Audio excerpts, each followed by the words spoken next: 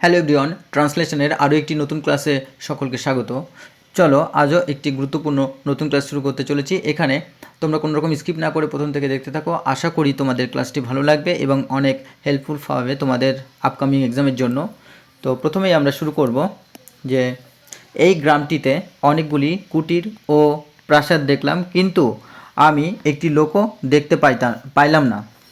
তো আমি দেখতে পাচ্ছি যে পুরো সেন্টেন্সটা কোনো পাস্ট টেন্স বা অতীতকালের কোনো ঘটনাকে বর্ণনা করছে, সুতরাং আমরা সিম্পল পাস্ট টেন্সেই বলবো। তো প্রথমে আছে I saw many cottages and palaces in this village but I did not see a single person. I saw আমি দেখলাম, সি এর পাস্ট ফর্ম হচ্ছে saw. I saw many cottages অনেক কুটির দেখলাম, অ্যান্ড প্যালেসেস অনেক প্রাসাদ দেখলাম, ইন দিস ভিলেজ এই গ্রামে, but I did not see কিন্তু আমি দেখতে পেলাম না এ সিঙ্গেল পার্সন একজন ব্যক্তিকেও দেখতে পেলাম না। তো এখানে কটেজের আমরা সিনোনিম জানবো কিন্তু হার্টস বা আমরা বলতে পারি শ্যান্টিস বলতে পারি, বা আমরা শ্যাক্স বলতে পারি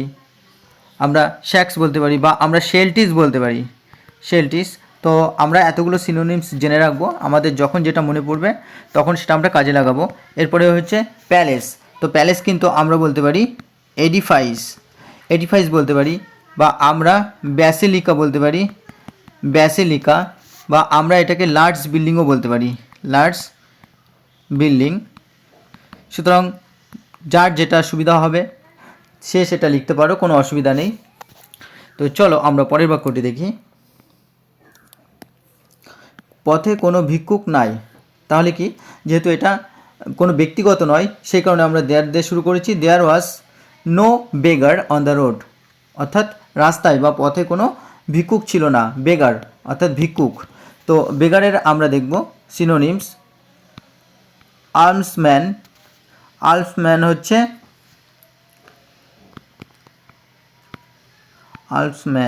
অর্থাৎ ভিক্ষুক, বা আমরা ল্যাজারাস বলতে পারি, ল্যাজারাস মানেও ভিক্ষুক, বা আমরা মেন্ডিকান্ট বলতে পারি, মেন্ডিকান্ট মানেও ভিক্ষুক। তো এটা সিম্পল পাস্ট টেন্সে আছে। চলো আমরা পরের বাক্যটি দেখি।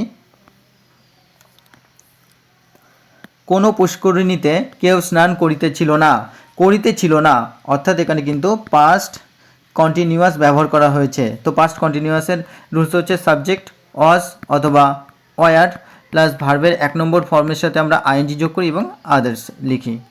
তো চলো আমরা দেখি যে নো ওয়ান অর্থাৎ কেউই না, কোনো একজন ব্যক্তি না, ওয়াজ বাথিং স্নান করছিল, in any of the pools অর্থাৎ পুলস বা পুকুরে কেউ স্নান করছিল না।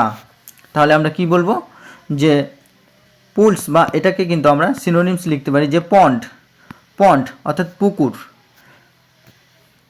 তো চলো আমরা পরের বাক্যটি দেখি। বাজারে সারি সারি বড় দোকান, কিন্তু দোকানগুলি সব বন্ধ ছিল। তাহলে যেহেতু অনেকগুলো বোঝাচ্ছে সারি সেই কারণে আমরা দেয়ার ওয়ার দিয়ে শুরু করব। তো there were rows of big shops, অনেক বড় বড় দোকানের কি সারি ছিল, ইন দ্য মার্কেট বাজারে, বাট কিন্তু the shops were all closed, কিন্তু সমস্ত দোকানগুলি ছিল বন্ধ।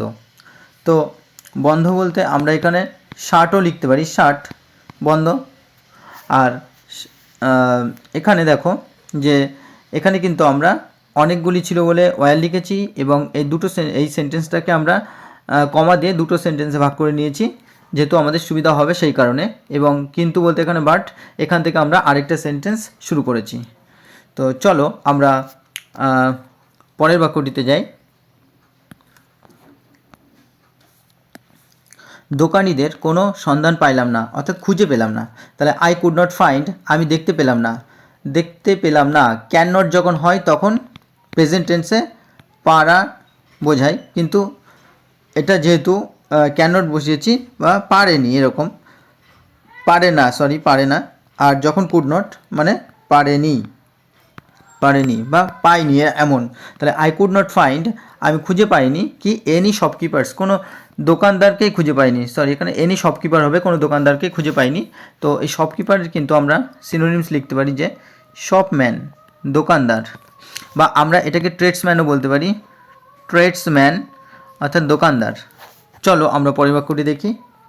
এরপরে কি আছে, একটি শিশু কাঁদিল না, একটি কুকুরও চিৎকার করিল না। তাহলে এখানে কাঁদিল না বলে কাঁদলো না, তাহলে নট এ চাইল্ড ক্রাইড অর্থাৎ একটি শিশুও কাঁদলো না, নট এ ডগ হাউল্ড একটা কুকুরও চিৎকার করলো না। তো এখানে ক্রাইডকে আমরা কিন্তু লিখতে পারি কি, ক্রাইডকে আমরা লিখতে পারি উইপ, আমরা উইপ লিখতে পারি অর্থাৎ কান্না করা, বা আমরা এটাকে ল্যামেন্টও লিখতে পারি কান্না করা, বা আমরা এটাকে ব্লাবারও লিখতে পারি কান্না করা। আর হাউল্ড অর্থাৎ চিৎকার করা, তো চিৎকার করাকে কিন্তু আমরা বার্ক লিখতে পারি, কুকুরের চিৎকার করা বার্ক, বা আমরা স্ক্রিম লিখতে পারি স্ক্রিম, বা আমরা এটাকে শাউট লিখতে পারি শাউট, বা এটাকে আমরা ইয়েলো লিখতে পারি। তো আমরা এই সমস্ত সিনোনিমসগুলো এই কারণে লিখছি যে আমাদের ট্রান্সলেশন যাতে দ্রুত হয় এবং এক্সাম হলে আমাদের একটা না মনে পড়লেও আরেকটা যাতে দ্রুত মনে পড়ে যায়, অর্থাৎ আমাদের স্পিড বাড়ানোর জন্য কিন্তু আমরা সিনোনিমসগুলো জেনে রাখবো। তো তোমরা সকলে খাতায় লিখে রাখবে তোমাদের সুবিধার্থে। চলো পরের বাক্য দেখি। মধ্যাহ্নের সূর্যালোকে নীরব গ্রামটি একটি মৃতদেহের মতো পড়িয়া রইল, অর্থাৎ পড়ে রইল। তাহলে মধ্যাহ্নের বলতে এখানে আমরা দুপুরবেলাকে বোঝাই। দ্য সাইলেন্ট ভিলেজ অর্থাৎ নীরব গ্রামটি কী করলো, লাই হচ্ছে এর প্রেজেন্ট টেন্স হচ্ছে লাই, কিন্তু এটা V2 অর্থাৎ পাস্ট ফর্ম লাই, সাহিত্য রইল কি লাইক এ কর্পস অর্থাৎ একটা মৃতদেহ, in the mid day Sunlight অর্থাৎ মধ্যাহ্নের সূর্যালোকে। তো এখানে আমরা কর্পস হচ্ছে মৃতদেহ, তো কর্পসের আমরা বলতে পারি কর্সও লিখতে পারি CORAC, তো CORAC কর্স, বা আমরা এটাকে কিন্তু ডেড বডিও বলতে পারি ডেড বডি। তো চলো, আর এখানে কিন্তু আমরা সাইলেন্ট হচ্ছে চুপচাপ থাকা, তো সাইলেন্টে আমরা স্টিলও বলতে পারি চুপচাপ থাকা, অথবা আমরা এটাকে ডাম্বও বলতে পারি ডাম্ব, বা এটাকে আমরা নয়েজলেসও বলতে পারি নয়েজলেস। চলো পরের বাক্যটি দেখি। এই অবস্থার কারণ কি আমি জানি না। What is the reason for this situation অর্থাৎ এই সিচুয়েশন বলতে এই অবস্থা, বা আমরা কন্ডিশনও বলতে পারি কন্ডিশন অবস্থা। তাহলে what is the reason for this situation, এই অবস্থার কারণ কি, আই ডোন্ট নো আমি জানি না। তো এটা নেগেটিভ সেন্টেন্স এবং এটা আমরা সিম্পল প্রেজেন্ট টেন্স ব্যবহার করেছি, কারণ এখানে এই অবস্থার কারণ কি বর্তমানে বোঝাচ্ছে, এই জন্য কিন্তু আমি এটা সিম্পল প্রেজেন্ট টেন্সে লিখেছি। তো নেগেটিভ সেন্টেন্সও এখানে আই ডোন্ট নো হলো, কিন্তু যখন subject third person singular number অর্থাৎ হি শি বা ইট বা যে কোনো নাম যখন বোঝায় তখন কিন্তু আমরা ডাজ নট ব্যবহার করি। আর সাবজেক্ট যখন প্লুরাল নাম্বার বা ফার্স্ট পারসন সেকেন্ড পারসন বোঝায় তখন কিন্তু আমরা ডু নট ব্যবহার করি। আর তারপরে যে ভার্ব থাকে সে ভার্বের কিন্তু আমরা 1 নম্বর ফর্ম ব্যবহার করি। তো বন্ধুরা, আর এখানে রিজন, আমরা রিজনের একটা সিনোনিম জেনে নিই, যে রিজন বলতে আমরা এখানে কজও কিন্তু বলতে পারি কজ, বা আমরা মোটিভও বলতে পারি মোটিভ, বা আমরা এটাকে সেকও বলতে পারি সেক উদ্দেশ্য বা কারণ। তো বন্ধুরা, তোমরা এই সমস্ত সিনোনিমসগুলো জেনে নিও বা লিখে নিও, কারণ এগুলো তোমাদের কাজে লাগবে। আশা করি ক্লাসটি ভালো লেগেছে। যারা চ্যানেলে প্রথম তারা অবশ্যই সাবস্ক্রাইব করে পাশে থাকা বেল আইকনটি প্রেস করে রেখো, এবং যারা নিয়মিত ক্লাস দেখো তাদেরকে অসংখ্য ধন্যবাদ। তোমরা বেশি বেশি করে লাইক কমেন্ট শেয়ার করতে থাকো এবং চ্যানেলটির পাশে থেকো, কারণ এই ধরনের এক্সাম রিলেটেড ইংলিশের ক্লাস তোমাদের আসতে থাকবে। তো ধন্যবাদ সকলকে।